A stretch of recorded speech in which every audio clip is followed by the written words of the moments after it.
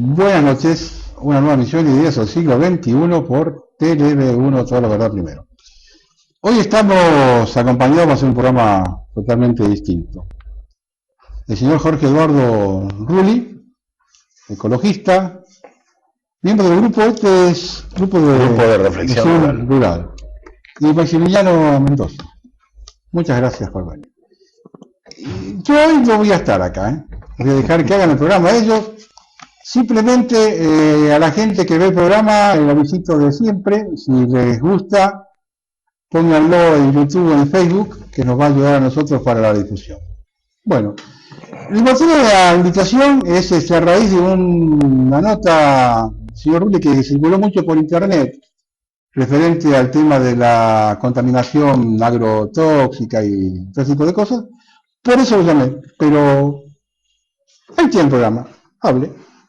Bueno, supongo que no es solamente por la contaminación. No, en absoluto. Sino porque yo sugiero la idea de que hay crímenes de lesa humanidad detrás. Ese es el tema, ¿no? Que nosotros hemos venido durante muchos años hablando de que hay un agrogenocidio.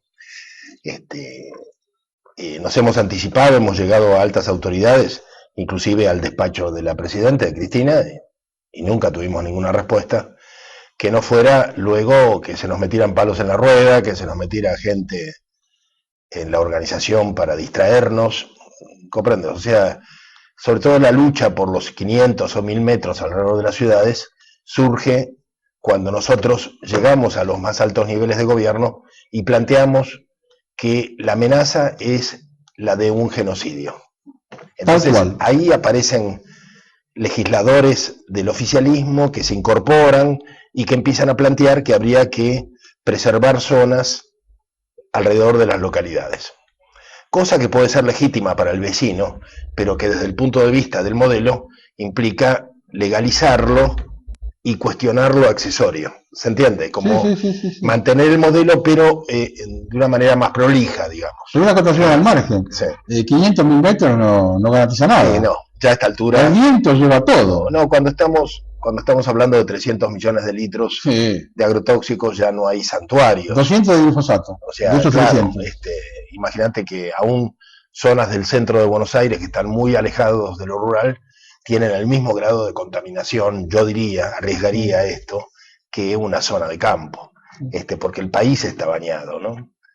Bueno, pero el tema para nosotros es, te digo que hace muchos años que venimos trabajando en estos temas y se nos ha hecho bastante complicado, bastante difícil que vastos sectores entiendan de qué hablamos, ¿no? Y esto se debe a razones muy concretas, a que reina un espejismo de modernidad que tiene que ver con la idea de crecimiento, de desarrollo, de aumentar las exportaciones, de que la megaminería es mala, pero nos daría dinero como para paliar la pobreza.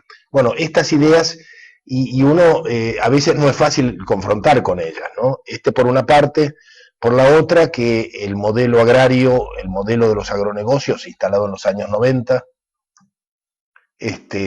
cuando los sectores, yo me acuerdo, había una agrupación de peronistas justicialistas, de ingenieros agrónomos, que habían hecho un plan que tenía que ver con la pequeña producción y qué sé yo. Bueno, cuando Menem gana, los llama y les dice, muchachos, no voy a poder cumplir este plan, porque arreglé con las semilleras y vamos a tener que hacer otras políticas, así que olvídenlo, y bueno. Y lo que se empieza a instalar es lo que nosotros vamos a denominar luego modelo de los agronegocios, que significa agricultura en gran escala, agricultura química, sobre todo química con mucha tecnología, con siembra directa, que implica gran uso de herbicidas para controlar malezas, en una escala cada vez mayor, pero implica además la industrialización de los alimentos. En la Argentina nosotros producíamos aviones, barcos, tornos, locomotoras, pero el carnicero te envolvía la carne en un papel de diario. Y la verdura o el pan te lo envolvían en papel de astraza. Bueno, ahora no, ahora el pan viene cortado en fetas, empaquetado, la carne es de feedlot, los productos vienen todos enriquecidos con diferentes cosas, la leche no se sabe lo que es, viene en un sachet, es decir, han puesto las tecnologías donde menos importa. Bueno, esto es parte del modelo, ¿no? Y después lo que se llaman las cadenas agroalimentarias, que van desde el campo hasta el supermercado, ¿no? Todo esto cambió totalmente el país. Pero bueno, coincidió con un proceso que nosotros llamamos de la globalización, que es lo que me parece que en la Argentina, izquierdas y derechas, les cuesta entender el proceso de la globalización, ¿no? Hay una carta de Perón de hace 40 años, del año 72, una carta a los pueblos del mundo, donde él anticipa estos problemas, ¿no? Y lo que pasa que con los años descubrimos que él estaba muy preocupado por estos temas y estaba participando en algunas reuniones de la International Commission, que se reunía en Roma. Él tenía un amigo ahí muy particular que se llamaba Rebelli Bamont, que en un momento dado dirigía la Fiat, y que paradójicamente va a ser un grupo, muchos años más tarde, después de la muerte del general, va a ser un grupo proveniente de la FAP nacional, de un sector muy, muy duro y marxista-leninista de la FAP, el que va a secuestrarlo a este hombre, ¿no? En el cautiverio le hicieron escribir unos cuadernos que nunca aparecieron, lo sorprendente, bueno, no sé si es sorprendente, pero digamos una de las consecuencias del secuestro es que la empresa Fiat inmediatamente lo cambia y coloca a Agnelli a la cabeza y prácticamente lo olvidan a Rebelli Bamont, que se ve que le estaba siendo una persona molesta para las nuevas políticas que se daban en el mundo, ¿no? O sea que el amigo de Perón va a ser liquidado políticamente a través del secuestro de un grupo de argentinos encabezado por Jorge Cafati, y lo que se impone a nivel de la globalización ya abiertamente es la línea de Rockefeller.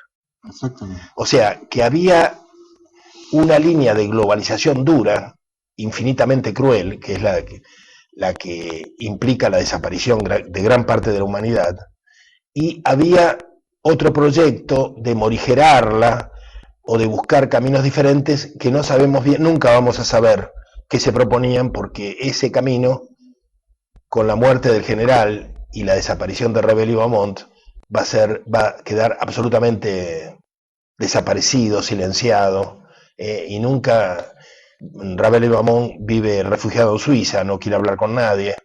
No se puede saber cuál era la lucha que este sector minoritario llevaba en la planificación del mundo que venía y que todos sabían que venía. El tema era qué rostro darle.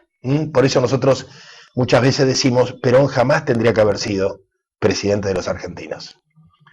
Si Cámpora hubiera sido diferente, lo ideal hubiera sido que un hombre más joven se ocupara y que él pudiera continuar haciendo este trabajo para el cual tenía más aptitudes por su liderazgo internacional que luego meterse en los problemas domésticos insolucionables que tuvo que afrontar en la Argentina de los años 70, y de la cual yo también quisiera hablar porque tiene que ver con el modelo de la soja, ¿no?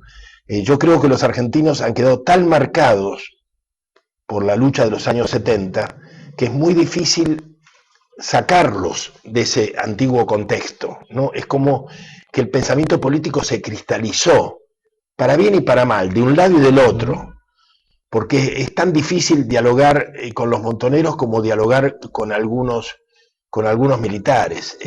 Se quedaron en el pasado, no entienden que el mundo cambió, que en todos hubo errores y que por detrás de las atrocidades que se cometieron, de las atrocidades referidas a derechos humanos, quiero decir, quizá hubo atrocidades mayores, que fue el endeudamiento y la entrega de la soberanía nacional, de la cual no se habla, ¿no? Y que además en un momento dado, y hoy mucha gente está hablando de el pacto Firmenich-Macera, los acuerdos, demostraron que ambos extremos podían sentarse a la mesa y entenderse, lo cual hacía peor esta situación, porque había una actitud cerradamente acrítica y lo que había era una negociación de poder. Bueno, la Argentina necesita escapar a esa cosa pragmática de la lucha del poder, entenderse, aprender a dialogar, salir del autoritarismo, armar, como se hizo en el año 45-46, consejos de posguerra donde los diferentes sectores pudieran articularse, ¿no?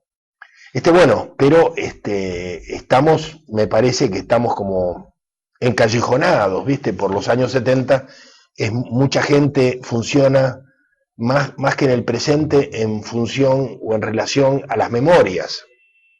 O sea, no es tanto que le gusta a este gobierno, sino que de este gobierno lo que le gusta es que le reivindica su pasado. ¿Comprende?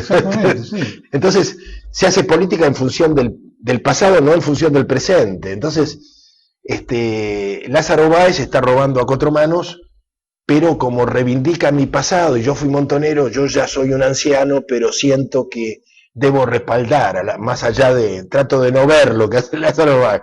Y bueno, esto es muy terrible, porque así no podemos, me parece que no podemos salir. Bueno,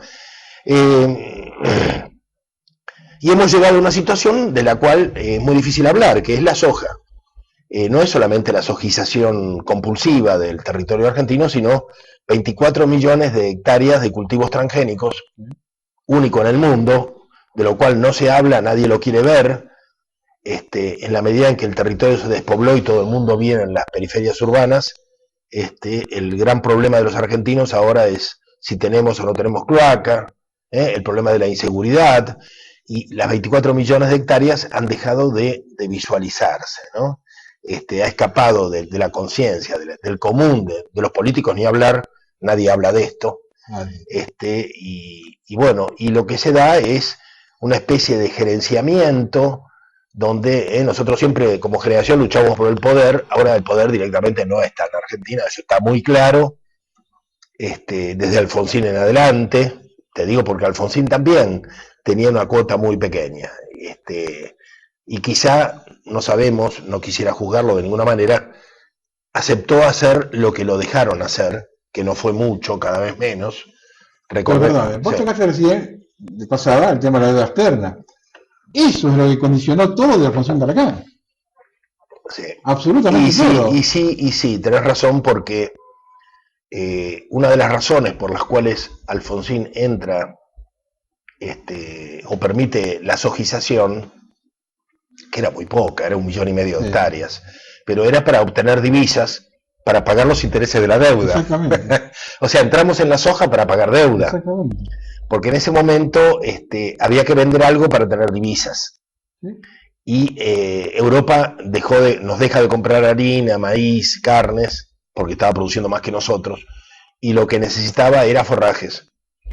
El cambio climático, no, el fenómeno de la Niña había ahuyentado los cardúmenes de anchoita, que les daban la harina de pescado.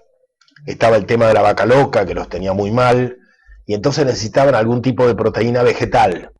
Bueno, la soja.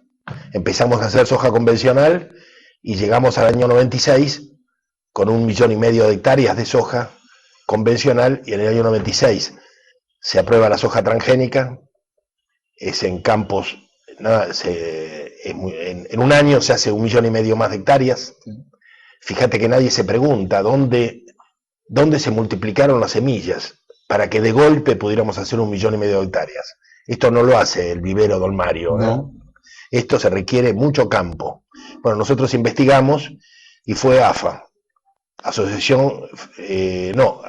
Agricultores Federados Argentinos, con una semilla que se llamó AFA INTA. Fue en combinación con INTA, suponemos que en campos de Córdoba, puede haber sido del viejo presidente de la Federación Agraria, que tenía campos en Córdoba, no lo podemos comprobar, pero AFA INTA, cuesta encontrar información sobre esto porque hay mucho compromiso en ocultarlo. O sea que habrían sido sectores prochinos, que son los que dominaban AFA, los que se ocuparon de esto, que fue un gran negocio y que fue un acuerdo con Monsanto. Fíjate desde dónde viene la cosa, ¿no? O sea que viene de antiguo. Es más, en el año 82, el programa, a mí, dirigentes del PJ, que estaban con Luder, me cuentan que a 24 horas de las elecciones llega por teletipo el programa rural del PJ, y él es el que lo baja. Yo hablo con uno de los que lo baja y me dice, venía de las oficinas de Monsanto. Año 82. Sí, sí, sí. O sea, no era, la opción de Monsanto no era Alfonsín. No. Pero Alfonsín tiene que hacer, de todas maneras, tiene que jugar el juego, ¿no? Y el juego era la deuda externa. La deuda externa. Y acomodar la ruralidad a la deuda y a las nuevas condiciones de la globalización, que era la revolución verde, la revolución verde y competitiva, como dice Héctor Huergo, que fue uno de los cabecillas de esto, de los teóricos. Globo Pater, claro, y después los organismos genéticamente modificados, o sea, los transgénicos, que en Estados Unidos ya estaban desde los años 80, no habían llegado aquí, pero ya estaban en el planeta, ya existían, y por supuesto las mentes que estaban planificando sabían que el próximo paso era con transgénicos. Bueno, vamos a hacer una pequeña pausa y vamos a hacer seguimos en el segundo bloque. Bueno.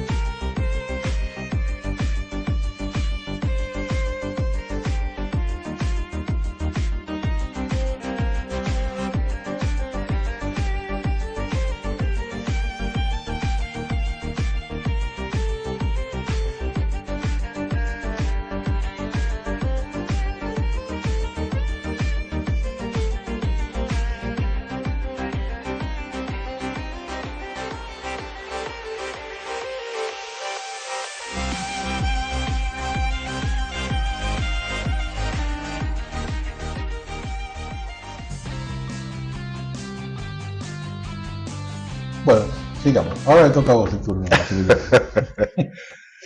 Me dejaron picando. Sí. No, simplemente creo que nuestra actividad como grupo también tiene que ver fundamentalmente con tratar de poner luz en esta realidad soslayada del modelo extractivo en la Argentina y cómo se relaciona esto con un rol asignado claramente que desde un punto de vista geopolítico, ¿no? Que tiene la Argentina, no solamente del aspecto del modelo sojero, sino con cómo este se expresa a través de diversos rubros. Nosotros vimos con mucha atención lo que sucedió el año pasado, en junio del año pasado, cuando Cristina Fernández de Kirchner se reúne en el marco de una reunión organizada por el Consejo de las Américas, justo un día después de que, no sé si te acordás, que se había presentado la Argentina ante el Comité de Descolonización de las Naciones Unidas por el tema Malvinas, etc. Y a las pocas horas se organiza esta reunión allí, que hay un video dando vueltas por YouTube, que es muy, que ha sido muy conocido, donde ella, reunida con un montón de representantes de diversas empresas transnacionales, se anuncian dos cuestiones. Primero, el preacuerdo con Chevron para la explotación conjunta del yacimiento Vaca Muerta, que ya se lo veía venir, ¿no? Cuando se realiza esta nacionalización parcial de YPF.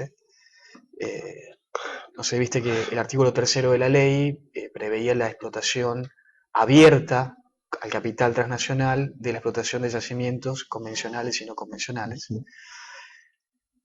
Y en esa reunión también Cristina anuncia los nuevos productos de Monsanto en la Argentina, la segunda generación de productos de Monsanto en la Argentina, y el futuro respeto por las patentes. Exactamente. Hay un libro que anda dando vueltas, que inclusive es muy citado por sectores kirchneristas, Víctor Hugo lo suele citar muchas veces, que es el libro Argen Leaks de Santiago O'Donnell, que es la desclasificación de los archivos de Wikileaks, que Julian Assange supuestamente se lo entrega en persona a Santiago O'Donnell con todo aquello que tenía que ver con la Argentina. Está ordenado alfabéticamente el archivo. Y en la letra M aparece Monsanto en este libro. Y da cuenta de un conflicto diplomático a principios de la década del 2000. Vos recordás, Jorge, que Monsanto presenta una denuncia ante las Cortes Europeas porque los productos derivados de la soja transgénica aprobada aquí, que estaban llegando a Europa, no estaban pagando regalías por las patentes. Exactamente. En ese momento el secretario de Agricultura era Campos. Claro. Y en Europa detienen varios barcos. Claro, creo que en el puerto de Holanda, Sí. si mal no recuerdo. Ahora Campos, no sé, estará vendiendo ballenitas. El tipo desapareció, dicen que no tenía una muy buena relación con Monsanto y la Presid. Creo que le dieron un puesto en Cancillería. Pero lo congelaron. Sí, sí.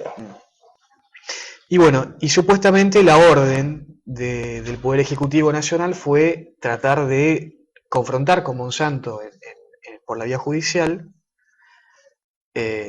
Por supuesto, esto termina en un fallo desfavorable para Monsanto, pero todo deriva en una negociación en la Embajada de los Estados Unidos aquí, donde Monsanto se compromete a realizar algunas inversiones a cambio de que la Argentina genere un nuevo esquema legal para el respeto por la propiedad intelectual por sus creaciones fitogenéticas. Sí. Esas inversiones particularmente son la de Islas Malvinas, esta planta de tratamiento de semillas de Malvinas en maíz, Córdoba, sí. Malvinas Argentinas, y una planta más en Tucumán. Además, se anuncia, mejor dicho, no se anuncia, se acuerda que Monsanto iba a largar productos de segunda generación ya en la Argentina, después de Brasil, y que una vez que se lanzaran esos eventos aquí en la Argentina, el Ejecutivo se comprometía a generar un nuevo esquema legal, modificar la actual ley de semillas, para que Monsanto pudiera tener derecho a cobrar patentes por sus creaciones.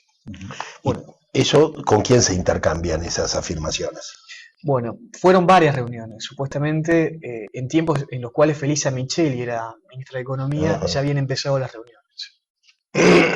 Al más alto nivel. Exactamente. Y terminan, inclusive dicen que participaron funcionarios del gobierno de Obama en los últimos tiempos, hasta inclusive cuando Boudou fue ministro de Economía, hasta el último momento. Esto es lo que se acuerda, y cuando Cristina hace estos anuncios en el Consejo de las Américas el año pasado, nos parecía que cerraba todo el relato, ¿no? del libro y de cómo ya venía la situación, porque además esto se enmarca en el Plan Estratégico Agroalimentario 2020. Exactamente. Que el gobierno lo anunció varias veces. Yo me acuerdo que la primera vez fue en 2010, en el Heno Mundial, que ya lo habían anunciado públicamente, y la gran presentación oficial se hace en Tecnópolis en 2011. Este plan prevé que las actuales 34 millones de hectáreas del área cultivada se extiendan a 42 para el año 2020, y por supuesto esto va a implicar que, digamos, los cálculos más conservadores hablan de que 9 millones de hectáreas más se van a extender en aquellos lugares donde o tenés lo que te queda de biodiversidad, Sí. o adaptar los cultivos a zonas de estrés hídrico. Porque aparte, esto también es un dato que se marca en esta situación, al poco tiempo de esta reunión del Consejo de las Américas, poco tiempo atrás, mejor dicho, el año pasado, en enero, se anuncia el evento transgénico de Bioceres, la soja resistente a la sequía, que tiene adaptado un gen del girasol, codificado como HB4, para poder crecer en aquellos lugares como la región de Cuyo, donde hoy la gente ya está sufriendo el flagelo de la megaminería. O sea, uno se puede prefigurar lo que puede llegar a ser el paisaje del modelo extractivo en la Argentina y cómo ellos se plantean un modelo de país en función de las demandas de los mercados globales. Y en este año o el año que viene se va a estar tratando esta ley de semillas, o mejor dicho, la modificación, el anteproyecto para modificar la ley de semillas, que ya hay varios ejemplares dando vueltas, pero que lo ha dicho el propio ministro Yajuar este año, que lo iban a discutir después de octubre porque no quieren que el tema se politice. Y esto tiene antecedentes gravísimos, ¿no? A tratarlo ahora, después de octubre, es lo mismo, ¿eh? Con el nivel de conocimiento y de dependencia de los legisladores, es lo mismo. Pero bueno, de todas maneras, evidencia que ellos tienen cierto temor de que eso les reste respaldo de algún sector de la población. Sí, o sea, como que hay algún tipo de campaña yo creo contra, que se están pateando los problemas para después de... Ahora es terrorífico ese horizonte. Sí. Absolutamente. Y vos fijate los dos eventos que se aprueban. Uno es la soja RR2 BT, que es una soja que es análoga a la soja RR porque resiste el glifosato, según dicen lo puede resistir más. Y además tiene incorporada la tecnología BT, el Bacillus thuringiensis, que es un inoculante que le permite ahuyentar a los insectos en fase larvaria. Exacto, voy trabajando también, aparte sobre todo lo que sea vida. Sí. Y con el maíz es al revés. El maíz ya tenía incorporado el BT y ahora agrega resistencia al glifosato. O sea, lo que ellos intentan ocultar con todo esto es que es un hecho objetivo. La naturaleza se está adaptando a estos paquetes hiperagresivos de agrotóxicos, porque hay cada vez más malezas que resisten al glifosato, a los insecticidas, a los pesticidas, etc. La naturaleza se va adaptando. Se va seleccionando para aprender, estar aprendiendo a resistir, ¿no? Entonces van quedando sobrevivientes que tienen esa aptitud natural y ellos son los que se multiplican. Igual que en el mundo de las bacterias. Los médicos tienen que cambiar los antibióticos porque siempre queda o siempre nace alguna bacteria que es capaz de resistir y esa es la que se multiplica. Entonces es cuestión de tiempo nada más para que estas medidas sean superadas por la naturaleza. Pero yo creo que los mayores impactos se dan a nivel social, cultural y humano, ¿no? La cantidad de gente discapacitada que hay en la Argentina realmente es alucinante y no se justifica por el desarrollo industrial. No, y tampoco vamos a ser claros y decirlo,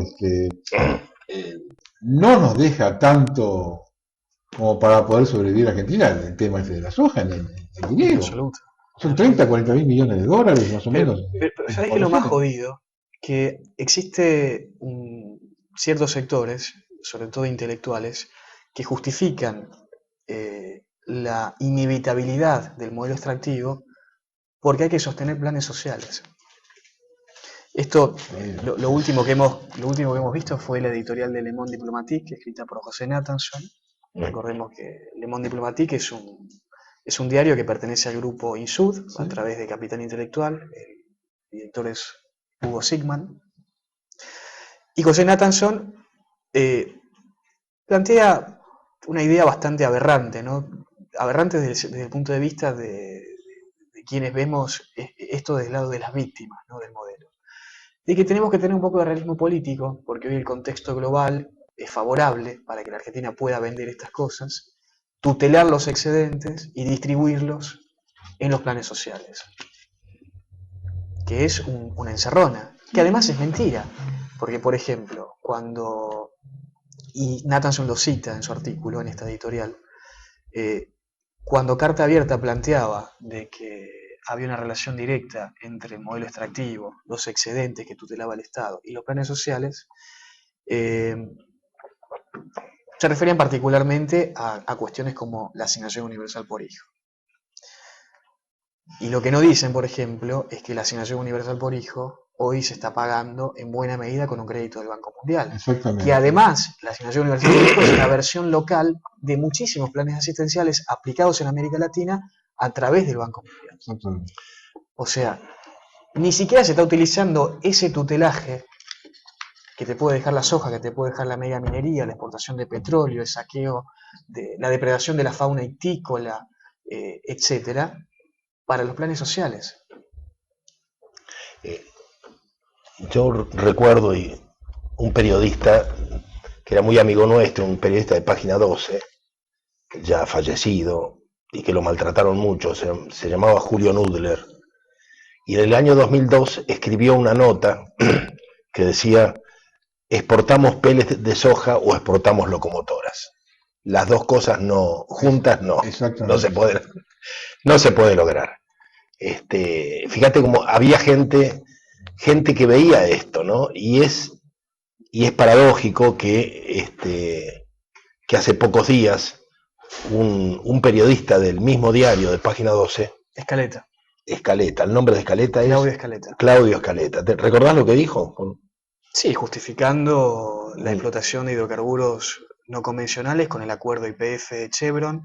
Justificó el fracking. Claro, diciendo que los cuestionamientos de los ambientalistas se emparentaban con los cuestionamientos de los sectores de la derecha o los sectores reaccionarios, que había que priorizar las posibilidades de desarrollo argentino. Y que los ambientalistas habían teñido a toda la izquierda de esas consignas insensatas, ¿no? No, a la izquierda y a la derecha. Claro. Que habíamos tenido a todo el espectro político con las preocupaciones ecológicas, para impedir el desarrollo de la Argentina productiva, que él defiende que estaría en manos del gobierno. Y esto a mí me lleva a algo que me gustaría que conversáramos en diálogo con Maximiliano, y es el modo extraño, a veces hasta gracioso, tristemente gracioso, en que tanto la izquierda como el peronismo en la Argentina se han hecho desarrollistas. Son frondicistas tardíos, ¿no? ¿No es cierto? Es extraño, ¿no? Pero a todos les preocupan las mismas cosas. Hasta el punto que el conjunto de los jóvenes, que son bastante libertarios, despreocupados, autónomos, que les preocupa comer orgánico, es decir, han quedado bastante no, totalmente alejados de la vida política, en parte por esto, ¿no? No sé cómo lo ves vos. Sí, es un fenómeno de época, porque es más, yo creo que hay una continuidad. Muchos suelen ver una ruptura entre los años 90 y el neoliberalismo y estos progresismos latinoamericanos en la actualidad. Para mí, hay una continuidad. Sí, para mí también, pero muchos lo ven hasta como algo antitético. Que diversos gobiernos hoy en América Latina se diferencien de sus antecesores de la década anterior. Es el planteo del kirchnerismo, básicamente, que el kirchnerismo es todo lo contrario a lo que ellos están haciendo, supuestamente, y así pasa con muchísimos otros gobiernos también. A mí un caso que me llamó muchísimo la atención y que lo seguimos en nuestro programa en Horizonte Sur, que hacemos todos los sábados a las 9 de la mañana en la M690, y que hemos seguido muy de cerca, es el caso de Bolivia y este conflicto que tuvo lugar hace un par de años en el Tipnis, en el territorio indígena y Parque Nacional. Para abrir una carretera a través de un parque nacional. Claro, donde viven comunidades indígenas, moxeños y yuracadés, que junto con una resistencia indígena organizada también desde otros lugares de la región, lograron doblegar al gobierno y esta decisión de hacer esta carretera como de lugar y obligarlos inclusive, que bueno, les costó represiones y muertos, a realizar una consulta previa. Bueno, ahora se está discutiendo eso, inclusive el gobierno boliviano está proponiendo modificar los protocolos legales para realizar la consulta previa, libre e informada de los pueblos indígenas en Bolivia. Y nos llamó muchísimo la atención que esta carretera, así como muchísimos otros proyectos de infraestructura en América Latina, están enmarcadas en el IRSA, en la Iniciativa por la Infraestructura Regional Suramericana, que es un proyecto cuya lógica es interconectar los puertos de América Latina, financiar dragados, carreteras, autopistas, represas hidroeléctricas, hidrovías, etcétera, etcétera, para facilitar y abaratar los costos para la exportación de las materias primas que están produciendo. Y esta carretera fue un compromiso ideado por el gobierno de Sánchez de Lozada en Bolivia. Y vos fíjate que el gobierno de Evo Morales, que supuestamente está en las antípodas, sí, lo defendió como propio. Exactamente. Ahora vamos a ir en otro bloque, y con respecto a eso, está el famoso proyecto del Orinoco, conectar el Orinoco con el río, con el Plata. Y rompe todo, ¿eh? Y el nuevo canal de Panamá. Ahora vamos a hablar de eso.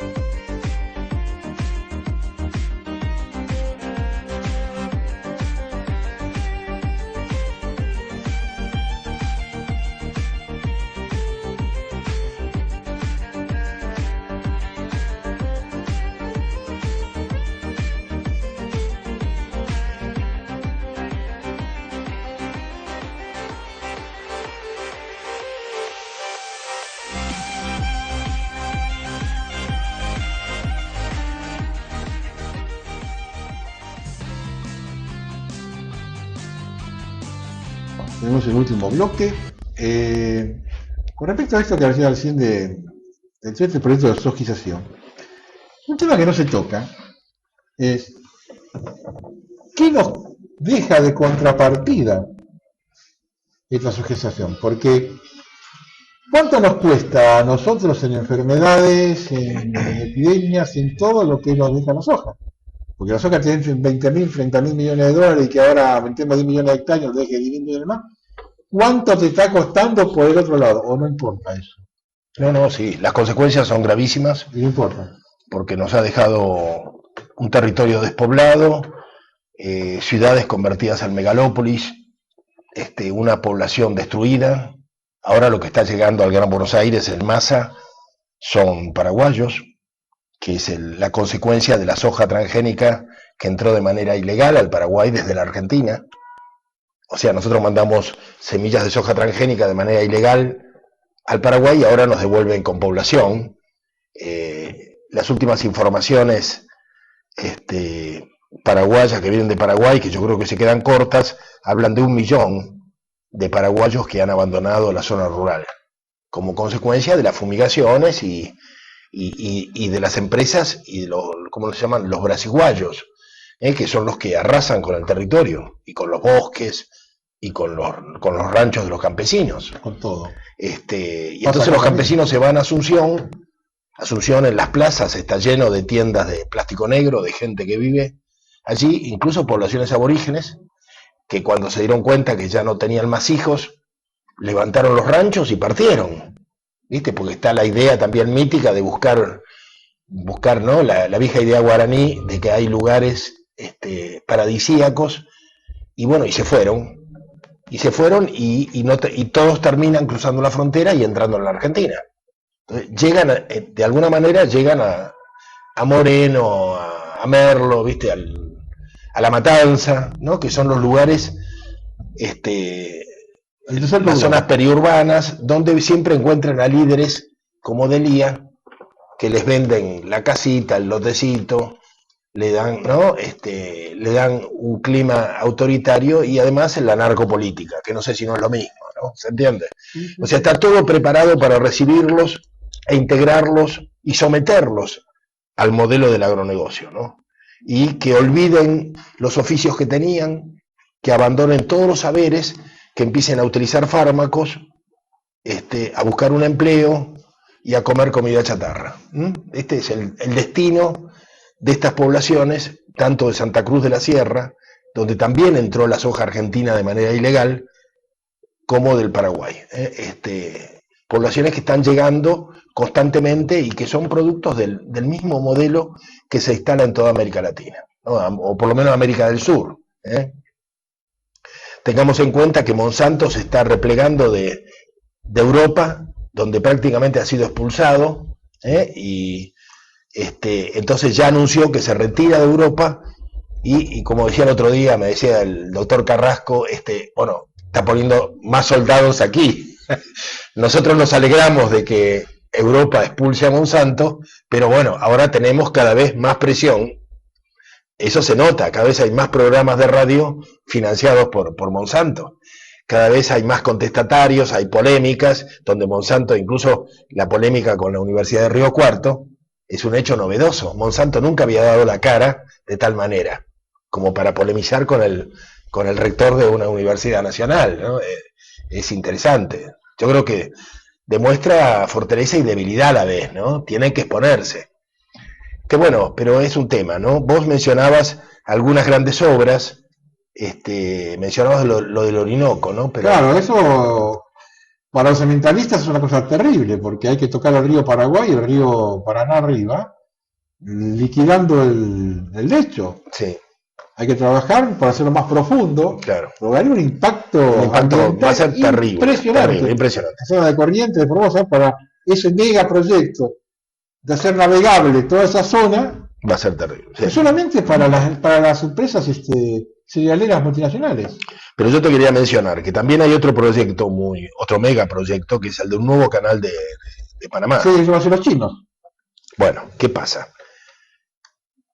Ahora el canal de Panamá fija el ancho de los buques. O sea, el buque, la categoría Panamá es el que entra en nuestros puertos, en el puerto de Rosario, Sí. que es nuestro puerto. Sí, sí.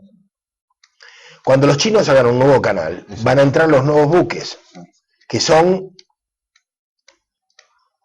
20, 30, 40 veces más grandes que los buques Panamá. O sea, ahí se impone un nuevo tipo de navío transportador. Un nuevo tipo de lecho también para caminarlo, ¿eh?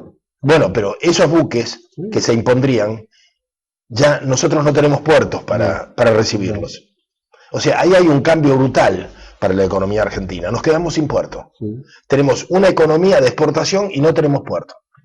Y no tenemos el canal bioceánico hecho a Chile. Está proyectado, pero no comenzó. O sea que lo único que queda es el puerto, todavía tampoco está, pero sería el puerto en Uruguay, el que anunció Pepe Mujica, creo que en Rocha. La Paloma. En La Paloma, un puerto de aguas profundas. Acá se puede hacer uno cerca de Mar de Ajó también. Punta Médanos. Pero no lo tenemos. No lo tenemos. O sea, también esto va indicando, aún dentro del modelo impuesto apoyado por las corporaciones, la incompetencia de algunos, ¿no?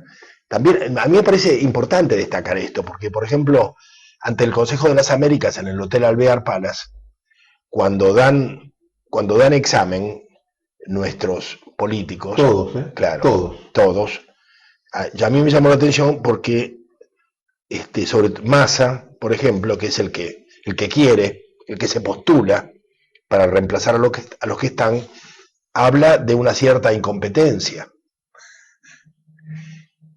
Es lo que haría alguien que aspira a ser gerente hablando mal del gerente que está, ¿se entiende?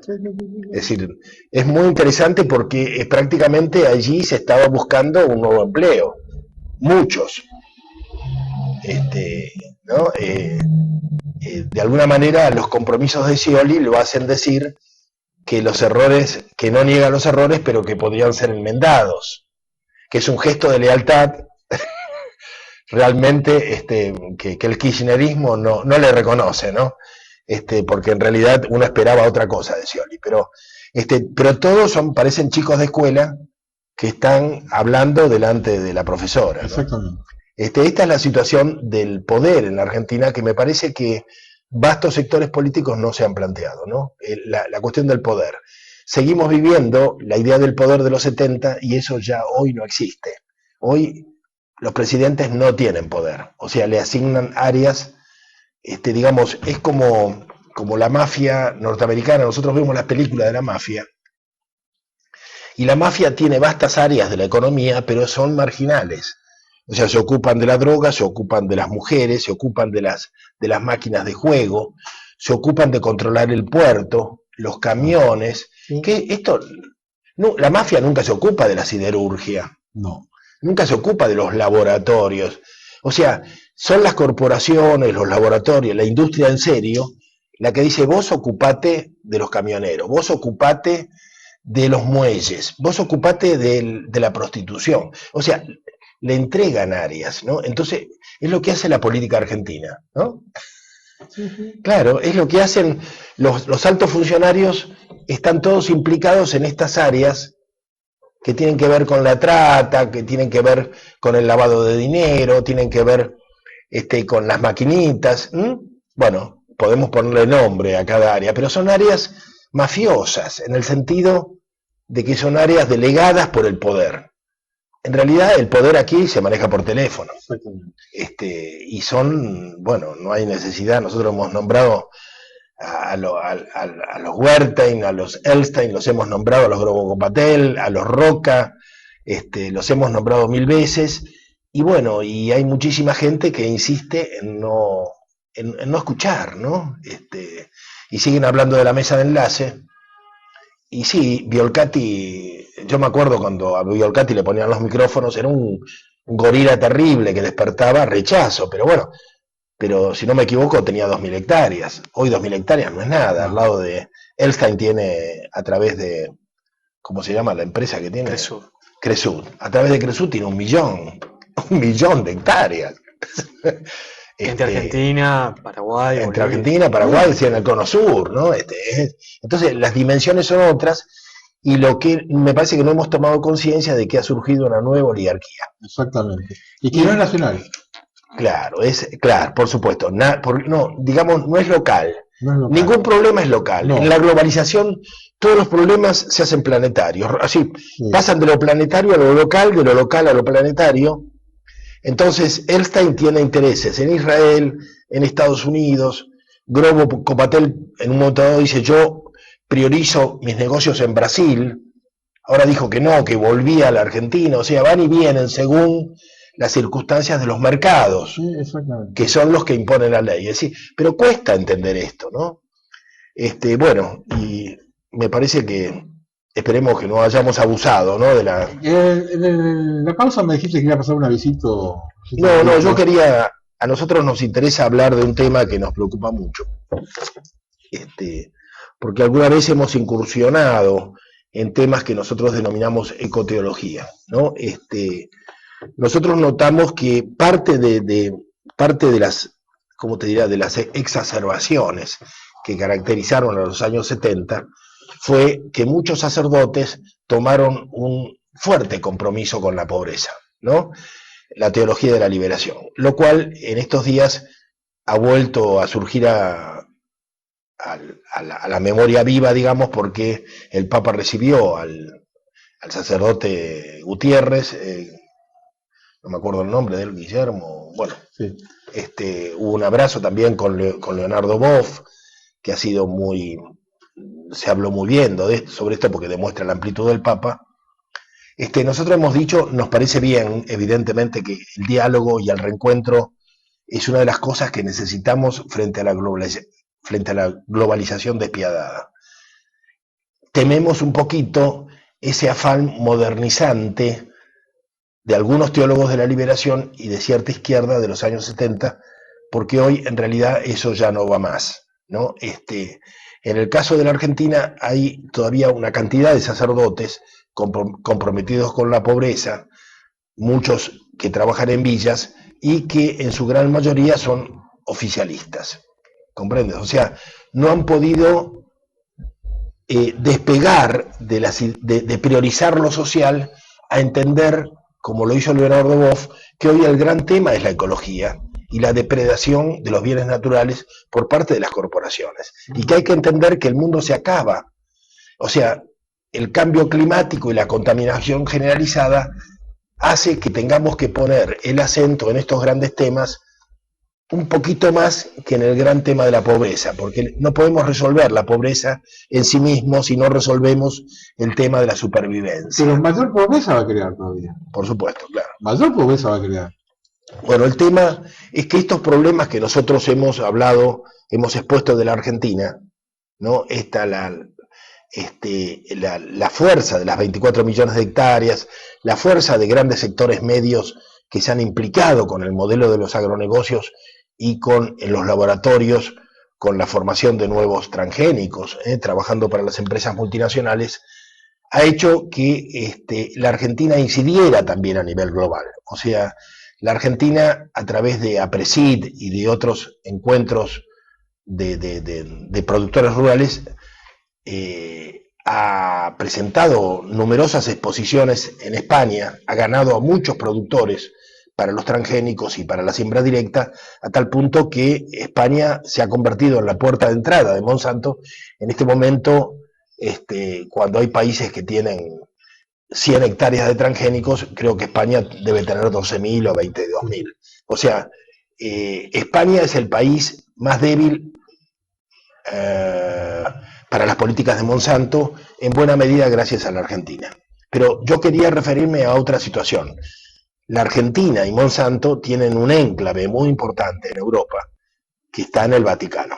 En las academias pontificias, donde hay un argentino a cargo, que se llama Monseñor Sánchez Orondo, es el hijo del Sánchez Orondo histórico, que fue alguna vez candidato por el Frejuli a la capital federal, acompañando a Solano Lima. Bueno, su hijo, Monseñor, es el canciller de las academias pontificias. En el año 2009 es un fanático a favor de los transgénicos en el año 2009 hizo un encuentro con gerentes de Monsanto y llevaron por la Argentina a Moisés Burachik, que venía, si no me equivoco, del godovilismo, y que expuso el milagro argentino delante de una cantidad de gente y de miembros de la iglesia. Fíjate. Perdón, y es funcionario de la CONAVIA, la Comisión Nacional de Sí, Tecnología. claro, es funcionario de la CONAVIA del Ministerio de...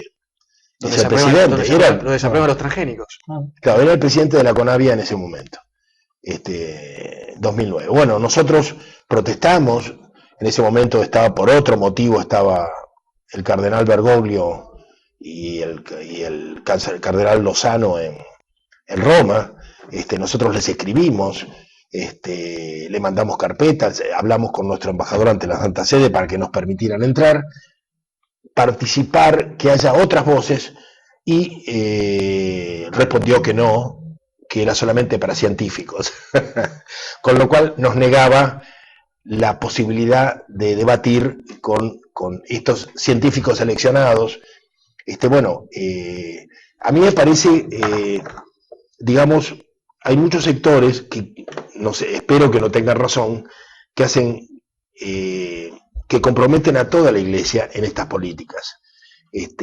A mí me parece ver un rayo de esperanza en la acción del nuevo pontífice, que están cambiando las cosas, y confío, nosotros le hemos escrito una carta que ha circulado muchísimo en inglés, en redes católicas de todo el mundo, sobre todo en los Estados Unidos, donde le solicitamos al nuevo Papa Francisco que modifique estas políticas, porque el argumento es que la Iglesia se preocupa por el hambre del mundo y que para solucionarlo la única manera es con transgénicos y con más agricultura química en mayor escala todavía. Entonces, lo que nosotros le decimos es: usted se conmueve por los emigrantes de África en Lampedusa, que es una situación horrorosa, pero hay que ver las causas de esa emigración.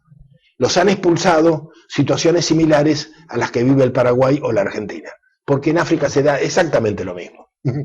Los transgénicos, las empresas, Monsanto, etcétera. ¿Entiendes? Entonces, muchas veces la gente tiende a ver las consecuencias dolorosas y no entender las causas, ¿no? El problema de la emigración de los africanos a Europa no se soluciona ayudando a los que llegan en los campamentos. Se soluciona en África resolviendo el gran problema económico, porque China está ocupando masivamente, está ocupando África, incluso para trasladar población propia. O sea, están comprando, es más, en Mozambique hay, ¿cómo se llama esto? Concentración, Landgrabbing, acaparamiento de tierras. O sea, hay países que han comprado hasta 1 millón de hectáreas. Entonces, lo que hacen son granjas para producir alimentos que son exportados directamente a su propio país. Pero no utilizan a otros.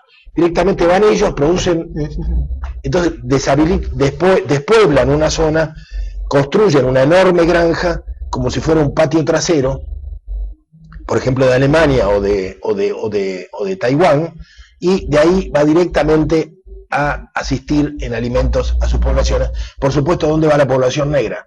A limpiar oficinas a Europa. Entonces, es importante que la Iglesia comprenda esto. Esta es parte de nuestra lucha. Nosotros confiamos en que la gente de Iglesia recapacite sobre esto y que no comparta tantos de las aberraciones de pensamiento que han tenido los sectores medios argentinos. Porque hay que recordar que Cáritas en la Argentina tuvo a la cabeza durante muchos años a un ingeniero Serantes, que era empleado de las granarias, y que en los comedores de Cáritas le daba soja transgénica a los niños pobres. Yo discutí con él, ¿no?, este tema en el 2003, y me dijo: lo que pasa es que esa soja está reconocida oficialmente por la Secretaría de Agricultura. O sea que para él los niños eran como los cerdos. Está reconocida para que lo coman los cerdos. No está reconocida por el Ministerio de Salud, ¿comprendes? Pero bueno, no fue, debemos reconocer que no solamente fue Cáritas. Nosotros hablamos con los comedores de Betel y nos dijeron lo mismo, que daban soja transgénica. Hablamos con el Rotary, hacía lo mismo. Y nos cuesta entender esto de que un país haya cedido sin resistencia y tan fácilmente a los designios de Monsanto, ¿no? Es decir, no hay un país en la tierra donde a la gente le guste comer milanesa de soja transgénica. ¿Se entiende? Esto a mí me parece que tiene mucho que ver con los años 70, con la derrota, con las derrotas sucesivas, porque siempre se habla de los militares, y yo también pongo el énfasis en las luchas intestinas dentro del movimiento popular y el fracaso del movimiento popular, que me parece que es peor que la represión. ¿Se entiende? El propio fracaso. Yo creo que el pueblo argentino, de esas luchas intestinas, de matarse los unos contra los otros, y del fracaso del proyecto nacional que derivó en un golpe de Estado, a mí me parece que ha quedado una herida ahí que nos imposibilita de volver a pensar el conjunto del país, nos quita la esperanza de tener un proyecto nacional, nos quita las ilusiones de volver a tener felicidad, ¿no? Me parece que esta es, y por eso estamos siempre insistiendo en que nosotros no queremos un planteo económico o un proyecto que no contenga sino la felicidad del pueblo argentino, ¿no? Y esto tiene mucho que ver con lo que se plantean algunos sectores del altiplano, el vivir bien, el saber vivir, ¿no? Que lo dicen en quichua, pero que en realidad es una manera muy parecida a lo que alguna vez el viejo peronismo dijo cuando habló de que los niños eran los únicos privilegiados, o que se trataba de conseguir la felicidad de la gente. Es eso nada más, ¿no? Cuando ahora todo el mundo está preocupado por los índices del Producto Bruto, nadie es feliz con los índices del Producto Bruto. Bueno, es otra cosa, ¿no? Se nos acabó el tiempo. Gracias. Gracias por venir. Gracias, Monseñano. Bueno, nos vemos la semana que viene.